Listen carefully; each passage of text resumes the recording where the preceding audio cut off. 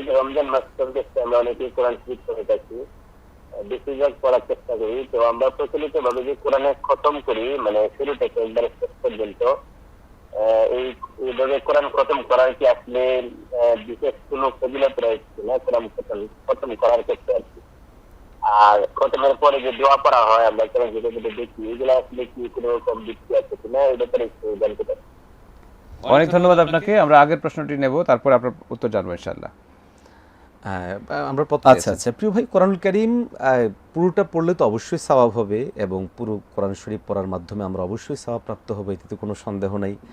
আর খুব স্বাভাবিক ও সহজ কথা হচ্ছে, যেই কোনো নেক আমল করে আল্লাহ সুবহানাহু ওয়া তাআলার কাছে আপনি আমি যখন দোয়া করব, সেক্ষেত্রে আল্লাহ তাআলা সেটা কবুল করবেন। অতএব কোরআনুল কারীম খতম এটা অবশ্যই দোয়া এবং নেক কাজ। অতএব আমরা যখন এটা করব, করার মাধ্যমে আল্লাহ সুবহানাহু ওয়া তাআলা আমাদের যে কোনো দোয়াকে ইনশাআল্লাহ কবুল করবেন, আমরা আশাবাদী।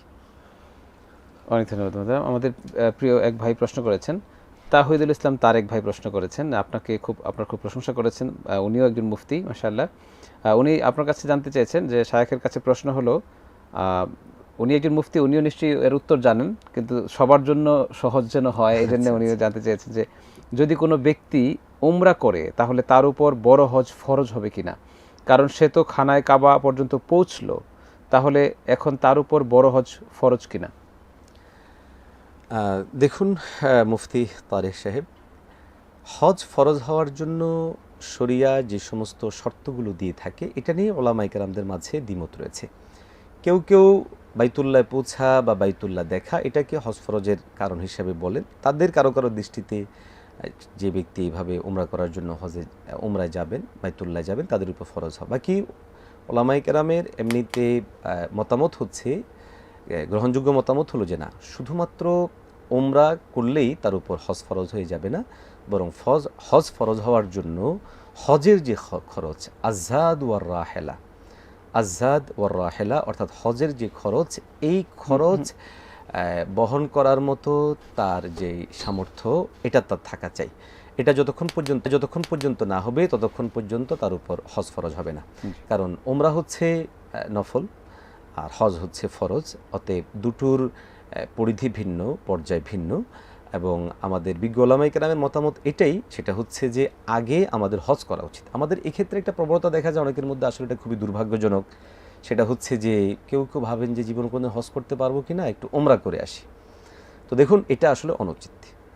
আমার হজের জন্যই সিদ্ধান্ত নেওয়া উচিত, এবং হজ করার জন্য আমার সর্বোপরি উদ্যোগ গ্রহণ করা উচিত এবং চেষ্টা করা উচিত। এবং যেহেতু ওলামাদের কারো কারো এটা মতামত যে কেউ যদি আল্লাহর ঘর দেখে বা হজে বাইতুল্লাহ পৌঁছে যায়, তাহলে তার উপর হজ ফরজ হয়ে যাবে।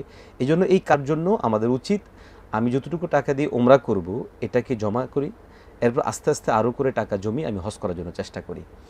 এই রিলেটেড আমি আমাদের রাষ্ট্র ব্যবস্থা এবং সৌদি আরবের সাথে সম্পৃক্ত যারা আছেন রাষ্ট্র ব্যবস্থা, তাদের প্রতিও বলবো যে আসলে হজকে আজকে কঠিন করে ফেলা হয়েছে।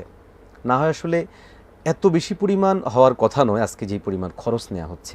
আলহামদুলিল্লাহ, আমি 2বার হজ করেছি, উমরা যাওয়া হয়নি, হজে গিয়ে উমরা করেছি, বাকি এমনিতে উমরা যায়নি।